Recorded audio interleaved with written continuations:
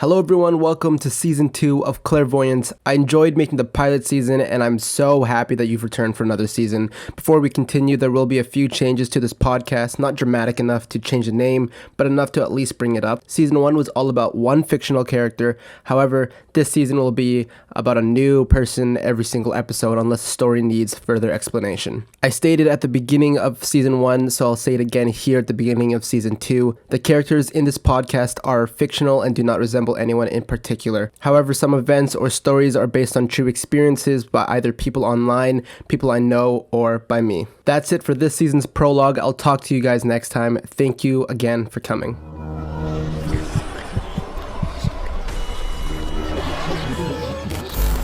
Hello, my name is Vincent and you're listening to Clairvoyance. Last time you heard of me, Remington told me to meet him and Clay to a secret location.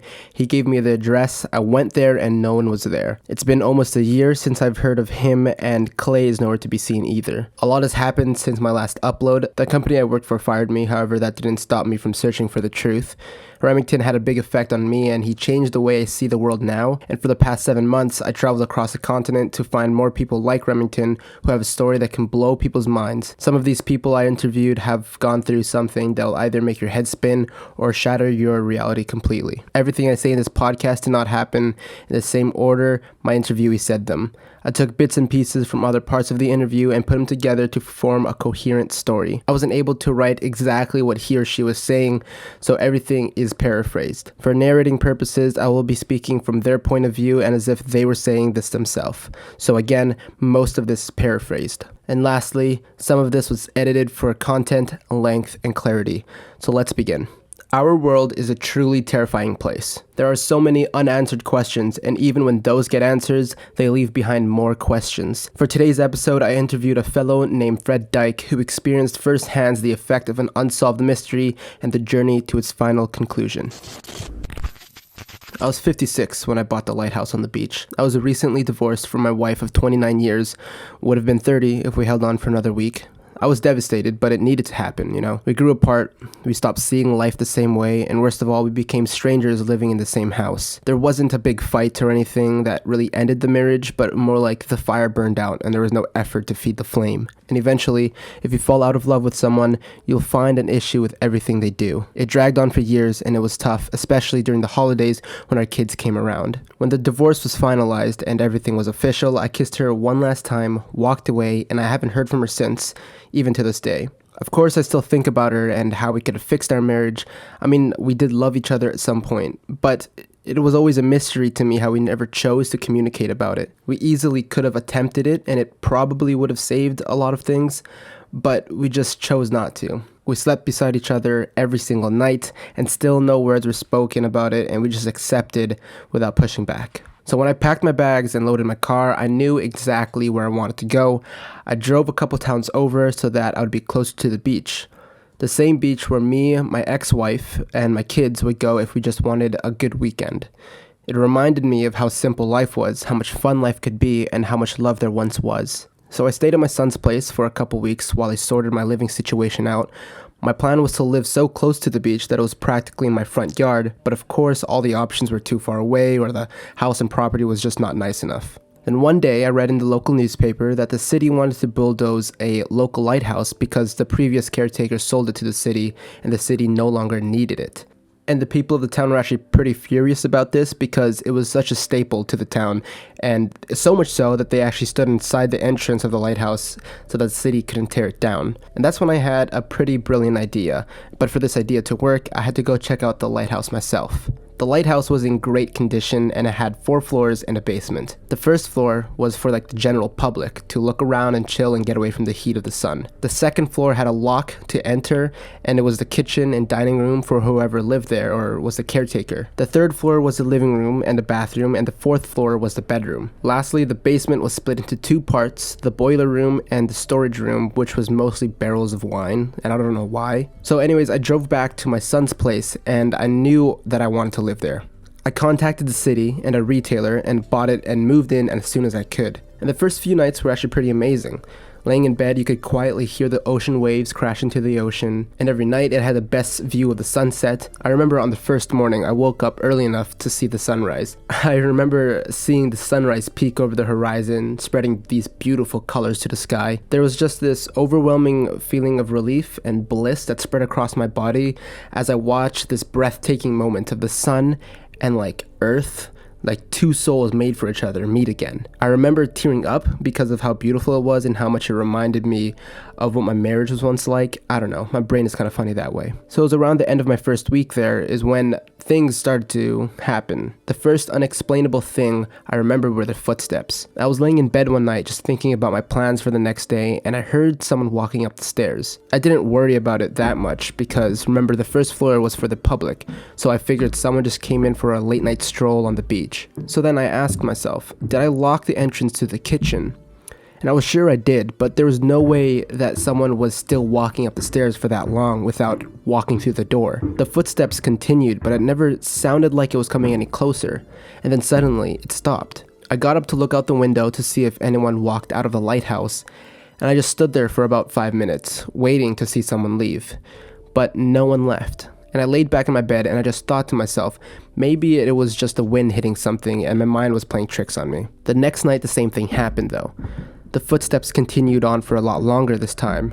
Like the night before, it sounded stationary, however, like someone was going up and down the same few steps. I stood up to go check it out, but it stopped as soon as my feet touched the floor. So I opened my bedroom door and I shined a flashlight down the stairs. I walked down to the kitchen to check if the door was locked. I twisted a knob and yes, it was locked. I was about to unlock it to take a look downstairs, but then the footsteps started up again, but it was above me. So this didn't make any sense, okay? I mean, I was just up there. No one was on the stairs, and no one was in the living room, and no one was in the bathroom. There had to be a reasonable explanation for this. I turned around, and I was about to head back upstairs, but then I heard like someone slammed their whole body against the door behind me. So I swung the door open to see who was downstairs, but no one. Again. So at this point I was very confused and pretty frustrated actually. I completely forgot about the footsteps above me and I just headed upstairs and just knocked out. First thing in the morning, I called my son on the phone and asked him about the lighthouse. Here's how the conversation went. Yeah, I was surprised you ended up buying that place. What do you mean? Dad, I told you while we were eating supper. Oh, you did? You know, you do that a lot, Dad. You stop paying attention mid-conversation. Yeah, I know. Sorry about that. Can you just remind me what happened again, please? Well, the previous owner sold it to the city because he heard voices when no one was there, random footsteps everywhere, and he even said someone outside would just stare into the bedroom. Why didn't he just call the cops or something? He did, and when the cops came, there were no footprints or anything. So you're saying it's a ghost? No, I'm not saying that. I'm just saying it drove the previous owner crazy enough to want to leave. Okay. Well, thanks. You know, you and Juliet should come over tonight for some dinner. No thanks, Dad. You might not believe in ghosts, but I do. So I hung up the phone and went about my day like normal. That night, I laid in bed just waiting to hear the footsteps or voices or whatever my son was talking about. However, this time, my nervous behavior was met with an eerie feeling, like someone was just looking at me. It felt like someone's eyes were just glued to me and I just couldn't shake that feeling. Chills started running down my body. I shut my eyes to try to ignore it, but it just intensified that feeling and I was getting frustrated because at this point I just wanted to sleep. I sat up and looked around the room to find out what was going on. Then a thought hit me. Maybe you should look outside. So I turned my head to look out the window and that's when I first saw him. A man standing on the beach, just far in the distance. Only visible because of the brightness of the moon. I couldn't see what he was wearing or anything. He was just a figure standing there. I couldn't tell if he was looking at me or looking out into the ocean, but it was definitely creepy. He never moved his arms or legs. He just stood still. The weird thing, however, when I saw him, the feeling of being stared at disappeared. And that was good enough for me to fall asleep, which I then did. I woke up in the morning and immediately checked outside, and of course he was no longer there, and I wasn't surprised either. Because if he was there, then at that point I knew it was supernatural. Or I was just going crazy. That night the feeling came back, and I felt like I was being stared at, and I quickly looked outside. The man was there again, except this time he was noticeably closer. What spooked me though is how this time I could actually tell he was facing towards me. I waved at him to see if I could get a reaction, but again he just stared at me. The next night was the same thing. But again, he was definitely closer. And the moment I saw him, I put my shoes on and ran downstairs to confront him outside, but he was gone. I walked over to where he was standing and looked around for some footprints, but I just couldn't find any. Instead of going back to bed, I decided to stroll around. The beach at night was just as beautiful as it is in the day, and I walked around a little bit and started reminiscing about my past again. My kids and the trips we took to this beach, but it was cut short by a voice. It was a man whispering. It scared me enough to jump back, and when I did, it stopped. So I walked forward again to where I heard him, and it started up again. Stepped back, and it stopped. It was only on that one specific spot, and I looked at the lighthouse from where I was standing, and I realized that this is the spot where I first saw the man from my room. When I realized this, a chill ran down my spine. I briskly walked back to the lighthouse with this feeling of being watched again. I was halfway there and I looked back to see if someone was staring at me, and sure enough, the man was there again, right where I was just standing a minute ago. I woke up in the morning in a cold sweat. I wasn't anxious or nervous about anything, but maybe just a little bit stressed about the man outside. The next few nights were much the same. I would look outside and he was there again, standing and staring at me, getting closer and closer, until one night he was close enough for me to notice something very interesting about him. He didn't have any arms, and at this point it was clear to me he was looking straight up to me. It was like he was communicating something to me. And when I noticed that he didn't have any arms, he turned his head from the lighthouse and looked back to where he stood the first night. Every night after that, he stood at the foot of the lighthouse, not looking at me, but looking back at his first spot. And it was pretty obvious to me that he was trying to tell me something. So the next morning, I got in contact with the previous caretaker of the lighthouse. I asked him about the man and if he knew anything about him. The ex-caretaker, Brandon, basically said that he knew nothing. In fact, he would yell at him every single night and threaten to call the cops. I then asked Brandon if he noticed that the man didn't have any arms, and he said, not until the very last night. He continued and said, I ran downstairs to confront him, but each time I got within 10 meters from him, it was like he teleported 20 meters away. And at the moment he said that, it hit me. I knew exactly what I needed to do that night. So I grabbed a shovel from the basement and placed it in my room. I stared out the window that night and I just waited for him to show up. My eyes were just glued to that usual spot he was for the better part of an hour, but he just never showed. And I laid in my bed for just a second, then I felt chills run down my spine. I quickly sat up and checked, and sure enough, he was there again. I put my shoes on, grabbed the shovel, and I rushed downstairs. I bursted out the door and I caught him walking away. I tried catching up to him and I thought I could because it didn't look like he was running, but he was always about like 30 yards away from me. And then finally, he stopped moving. He turned around, stared at me, and looked up to the moon. I yelled at him, hey, and I ran towards him, but when I looked back up, he just disappeared.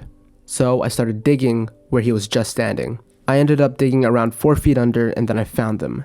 I found his arms. A pair of arms were buried under the beach, hidden to cover something up. So I called the cops and they came as soon as possible. They took my statement and they told me to go back inside. The next morning there were cops everywhere, looking for the rest of the body. They figured that whoever did this probably buried the body nearby. And that night I looked out the window and I had a feeling I would never see that man again.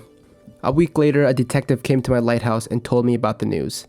He said that the arms that I found had a DNA match with a teenager that went missing 7 months ago. They found the rest of him buried about 20 meters away, and he continued and said that they arrested the people who did this to him, who they found out were actually the boy's 2 best friends. He didn't go into detail when I asked him why they did it, but he said jealousy makes people go crazy. The boy was a track and field star, and I guess the other 2 couldn't stand being in his shadow. And that explanation was actually good enough for me. The detective gave me the boy's name, which was Darren, by the way, and I went to visit the boy's family. They heard about the news and were devastated because the search was now over. A week ago, they still had hope that their child was still alive, and they told me looking at his javelin trophy hurts now more than ever. So as I sat there, trying to hold back my tears, they told me that they wished they got to see him go off to college and tell him they were proud of him for one last time. I went to bed that night and I found myself crying about Darren's tragic ending and what his family went through and what they're going through now. The tears kept coming as I started thinking about how my wife and I lost our 3rd child due to a car accident. As I laid there covered in tears, I had an eerie feeling I was being watched again. And for the last time, I sat up and looked out the window. Darren was on the beach, on the foot of the lighthouse, and looked up at me. He raised his arms slowly, as if he was saying thank you. Not a single word was exchanged between us, but somehow we communicated. He walked away towards the ocean and looked back at me. I said goodbye, and I knew he said it too.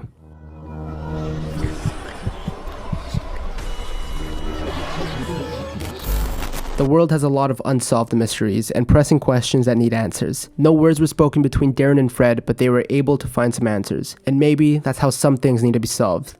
Communication by gesture. That's all for this week's episode of Clairvoyance. Please follow or subscribe and share this podcast with your friends and family, and I hope to see you guys next time. Thank you so much for listening.